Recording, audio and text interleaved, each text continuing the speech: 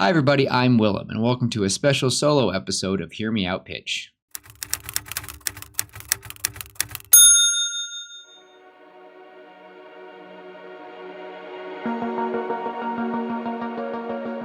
Everybody, it has been a minute, and I just want to first apologize to everyone returning for us for taking so long to recording again. It has been quite a second quarter of the year. Now with June nearing its end, it's kind of crazy that we have hardly recorded anything. This is probably the most we've done without recording an official episode, and it's sad, and I apologize to everybody. For those of you coming in for the first time, hi, my name is Willem, and usually my friend Tim is here with me. We started this podcast 3 years ago, and we talk about stories on this podcast. We originally started with coming up with pitches for movies that kind of let us down. Basically, a few Marvel movies, other movies that people suggested, movies that we would come up with, and some just awful movies. Awful ones. It slowly turned into us coming up with our own pitches for characters that we love, coming up with sequels for movies that we would love to see, and even coming up with original story ideas that we came up with. We came up with original characters, everything, and hopefully those stories will become something in the near future. So, hello everyone, welcome, and today the episode is something near and dear to me. Today marks the 30th anniversary of the Hunchback of Notre Dame, and I first need to admit to everyone that this is not the first or second or third time I have attempted to record this today. So, getting it down, made sure the audio's good, and I'm just trying to be better with this sort of thing. And I ramble, and I'm doing it now, and I realize that. So, we're going to go right into this of why The Hunchback of Notre Dame, a movie that came out 30 years ago. I was turning 1 year old. I said in the first time I did this that I was like turning 2. I was not turning 2. I was turning a year old. This movie is in my earliest memories on this planet. Like, I can remember having this movie and watching it before my sister, who's 2.5 years younger than me, was born. So this movie is special to me. Not my top Disney movie, but it is really high up there. Probably in the top 5. Heck, even top 3 Disney movies. Yeah, it's a special place in my heart. And we'll go into it, and you guys will probably see me tear up as I talk about a few scenes. And I guess I'm going to try to make things smoother with my notes that I made before. And yeah, let's just dive into this movie. And first off, the soundtrack of this movie is probably one of Disney's best. Hunchback of Notre Dame had something special. They tackled a story that I honestly can imagine was pretty controversial then and would be really controversial now. A Catholic cathedral with many Catholic teachings. It's really funny because I did not grow up Catholic. I did not really grow up I grew up in we don't need to talk about theology, but for the most part, I was very confused of why Quasimodo grew up believing one thing and I didn't. So that was a lot to unpack as a kid. And I will say, and I probably will say it many times in this video, that this movie is probably the reason why a little small boy was terrified of hell. I blame Count Frollo for that. A lot to unpack there. Anyway, the beginning of this movie is by far one of the best introductions to a movie ever. The beautiful narration of Clopel, the amazing soundtrack, the singing, but the tense atmosphere we get of sensing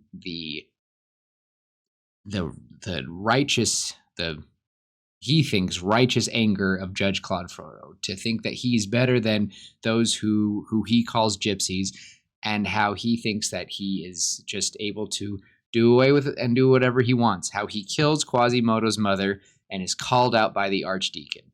See there the innocent blood you have spilt on the steps of Notre Dame. You can lie to yourself and your minions. You can claim that you haven't a qualm, but you can never run from nor hide what you've done from the eyes. The Eyes of Notre Dame, to me, is one of the most chilling scenes ever.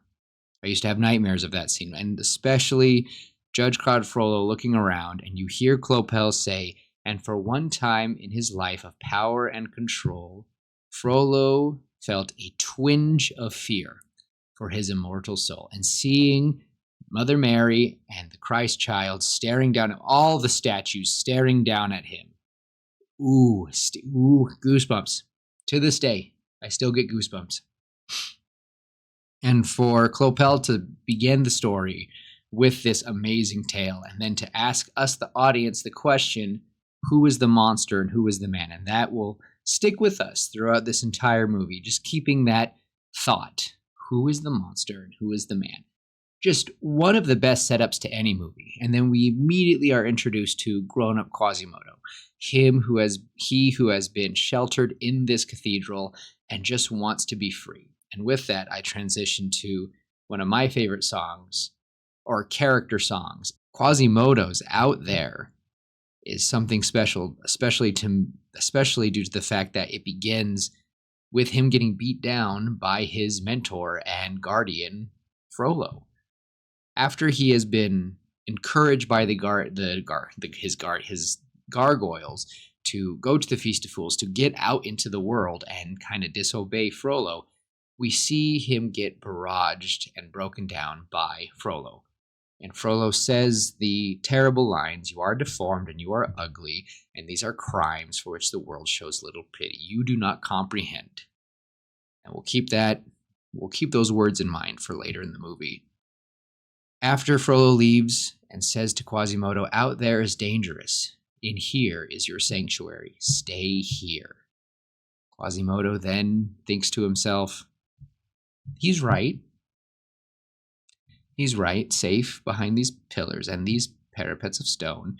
He's gazing at the people down below him. All he wants is to not be above them, but among them. Just to do normal things and live a life. And sometimes that's all we ask in this life, is to not be sheltered, but to go out, make mistakes, and learn from them. And that's one of the best parts of that song. And the final line of Quasimodo saying, I can't think of the words, oh my goodness. "Won't despair, old and bent, I won't care. I will have spent one day out there." And I will say, everybody, I'm sorry that you have to hear me just say the lines and there's no music, because I am not getting copyrighted for this. So anyway, "I won't care. I will have spent one day out there." And we get straight introduction to Esmeralda, Phoebus, and Esmeralda is so wonderful, one of the best. We'll talk about her more, but her introduction along with Phoebus and these type of characters who are standing up to Frollo already, or at least the authority of, mistreating people. It's a characteristic of, again, monster and man.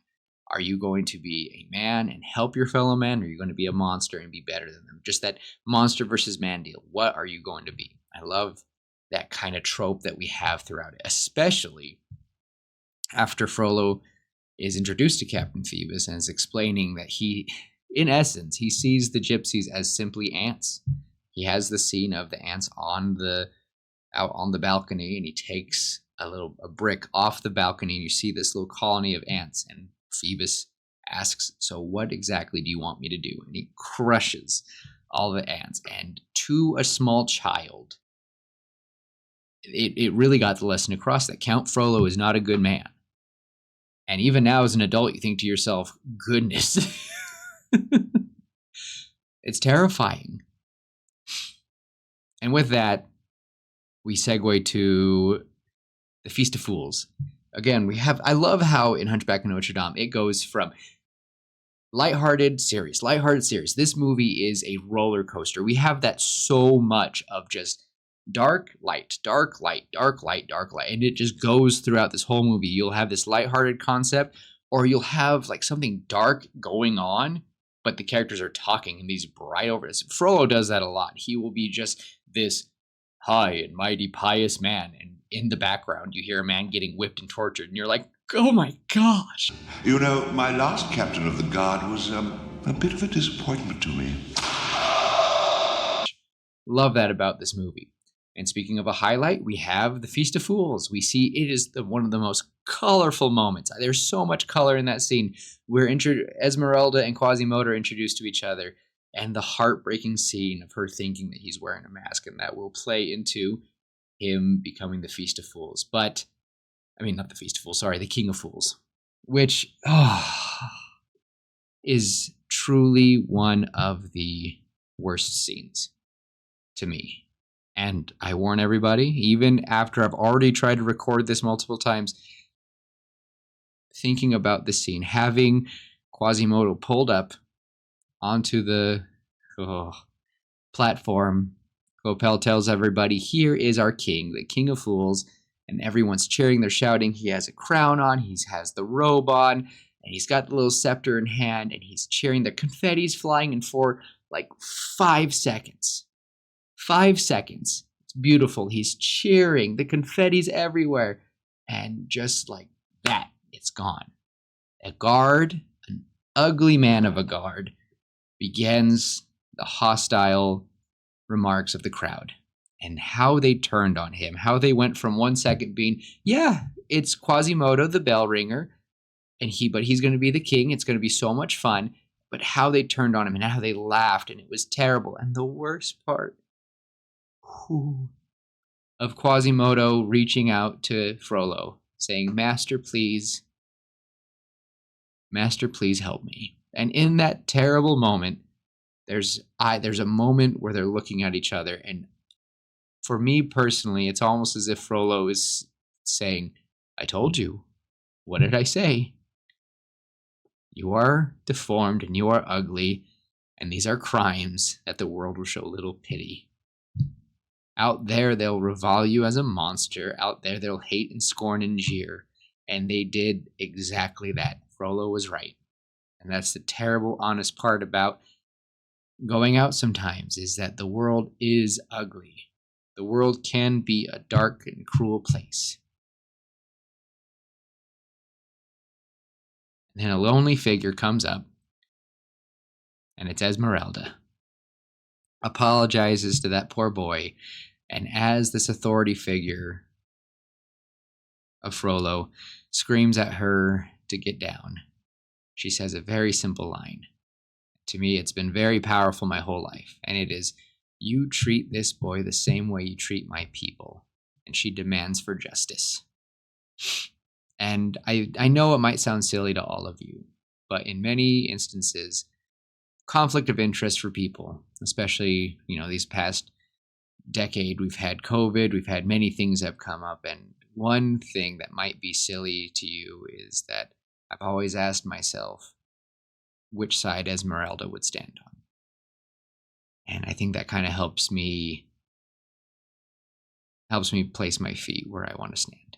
So, after an awesome and crazy escape, Esmeralda finds herself in Notre Dame. And after a terrifying interaction with Frollo and being told that she will not do well within these walls and escape looks impossible, she finds herself, in a way, praying and sings the beautiful song, God Help the Outcasts. And I won't go too much into it. It's truly one of my favorite songs, and truly a lesson that we all can take, whether you believe in something greater or not. I think that the idea of everyone is unique and everyone is a child of God. Everyone, just to help your fellow man, how it should be. And I'll just simply touch on this song by quoting the last line. I ask for nothing, I can get by, but I know so many less lucky than I. Please help my people, the torn and downtrodden. I thought we all were children of God. Simple line, help your fellow man, something that the the Court of Justice could easily have done, and they didn't. Again, monster versus man. A lot of things to think about.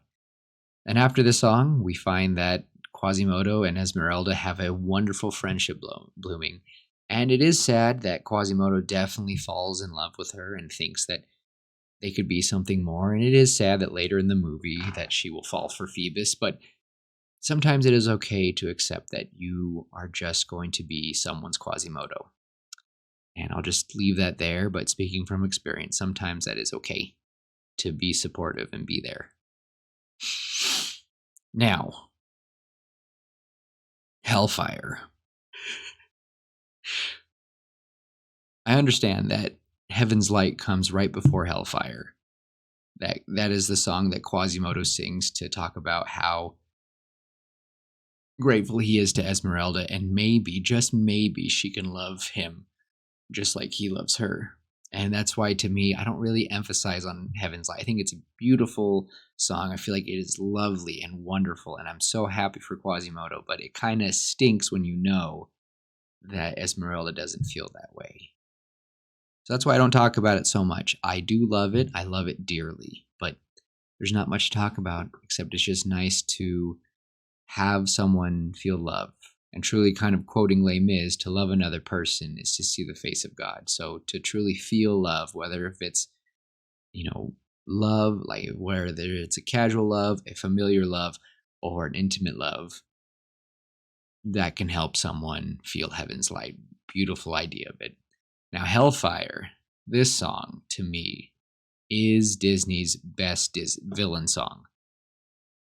And you guys can argue with me all you want, but I do not think that there is a villain song that quite catches the descent into madness, the descent into how much this man craves for Esmeralda. I really don't think so. There are a lot of catchy Disney songs, Disney villain songs. There's a lot of great ones, but I don't think any of them show how evil someone is quite like Hellfire, especially how just terrifying it is. It is scary. And I think one of the worst parts is that Frollo is saying that it is not his fault. Nothing is his fault. Nothing is his fault that he feels these ways towards Esmeralda. These impure thoughts that he is thinking, they're not his fault. He blames everyone else except himself. And he even begs for a greater power to take these thoughts away. And the ironic part is that a guard does come and says, Minister Frollo, the gypsy has escaped. She's nowhere in the cathedral. She's gone. And I don't remember where I read this. I don't remember how long ago it was. But someone said that because that guard was in the silhouette, that guard could almost be an allegory to God, telling Frollo, the gypsy is gone. You can be free of this. But immediately after this, he says that she will be mine or she will burn. Even though she's gone and she is out of the way, he can be free of this and let it go. He chooses to covet even more. And soon after, we find him staring at his guard, and they say, what are your orders? Find the gypsy girl, and leads to Paris in flames. Phoebus takes a stand when a family is threatened to burn. Esmeralda saves him, but still the point of just how far this man's obsession went. Threatening the citizens, and even, funny enough, asking them to betray Esmeralda for 20 pieces of silver. Which, if any of you have read the Bible, it's a pretty funny little Easter egg there. I'm not going to talk about A Guy Like You. It's just a cute little simple song. It's funny. It's silly. It was fun for kids. I will say that I still love it. But there's not much about it. Because again, Quasimodo doesn't end up with Esmeralda. And it just hurts even more when we find him crying after Esmeralda brings Phoebus and asks him to hide him until it is safe. And then we have the confrontation of Frollo and Quasimodo. The first one, him calling out Quasimodo for helping, him using the so-called lie of his mother, gypsy mother, trying to throw him down. Think of your mother. Think they're not capable of love, even though truly Frollo is the one who isn't capable. And I have to say, to me, I think Frollo, to me, is one of the worst villains because he knew. He held that baby and somehow he knew. And I know you guys might say, he didn't know Quasimodo was going to lead him to... He did. He knew. He knew the whole time. He even told him, he goes, someday I knew you were going to bring me here. You were the key to all of this, and I knew it. And how did he treat him after that? He locks him in iron chains, which the poor gargoyles, which are probably their only part of his imagination, say a very powerful line. They're trying to tell Quasimodo that you can save Esmeralda. She's about to be burned at the stake. You can do this. And after Quasimodo yells at them to leave him alone, they say a very powerful few lines. All right, Quasimodo, we'll leave you alone. After all, we're only made of stone. But we always thought you were made of something stronger. And with that courage, with those words in his head, and after seeing Esmeralda's fire begin to burn, we see Quasimodo break the chains that hold him back, fly down with some rope, save Esmeralda, and to me, one of the most beautiful parts of this movie, if I could have it painted, I would, is Quasimodo holding up that limp body of beautiful Esmeralda and screaming sanctuary. And we hear the crowds below. And with that rage, we see the people of Notre Dame fighting. We see them take the cathedral back, kick out the guards, and it's just fun. It's not fun. It's a lot. Whew! Sorry, everybody. Again, I've recorded this like 3 times, and we're just getting rough with it, and I apologize. And I think the finale of Hunchback of Notre Dame, the final interactions between Frollo, especially leading up to it with Quasimodo holding on to Esmeralda and thinking that she's gone, trying to feed her water and just crying. Ooh, it's just a very powerful ending. And you guys might argue with me for this point, but I truly believe for a split second, Judge Frollo is comforting Quasimodo just for a moment, right before he tries to end Quasimodo's life. And with that, Quasimodo defends himself, shoves him against a wall, and he says, you always told me that the world was a dark, cruel place. But now I see the only thing that makes it dark and cruel are people like you. Esmeralda is still alive. Quasimodo and her go about the rafters of Notre Dame, and we truly see the true form of what Frollo had become. Scary visage, sunken eyes, pale face, and right before he dies, he says, and he shall thrust them into the eternal pits. And I was always terrified of that. But he plummets to the end. He plummets down. And again, probably one of the biggest reasons why I was scared of hell as a child is because of the character, Judge Claude Frollo. Not just because of how he talked about it, but also because of his ending. Made me very scared about that sort of ending. Now, on a happier note, and a very happy ending, we see our heroes leave the cathedral together, Phoebus and Esmeralda holding hands. Esmeralda guides Quasimodo out, and just the scene of the little girl coming up to Quasimodo and going to touch his face, and the crowd coming, and we hear Clopel scream 3 cheers for Quasimodo. And the final line being, what makes a monster and what makes a man? The Hunchback of Notre Dame from Disney is one of the stories that helped shape me to the man I am today. It has a lot of life lessons, it has a lot of wonderful characters, and a soundtrack that will shake you to your core. I cannot believe that this movie is 30 years old, and I am so happy that it is something that has grown up with me my whole life. So many wonderful lessons. And if anyone is still here listening to my rambling, thank you so much for listening. And it felt good to talk on camera again. We've missed you guys, and we hope to try to do more. And in honor of Tim, I will end with his words. Love each other, be kind. And always remember to ask yourself, what makes a monster and what makes a man? And with that, everybody, we will see you later, Pidges.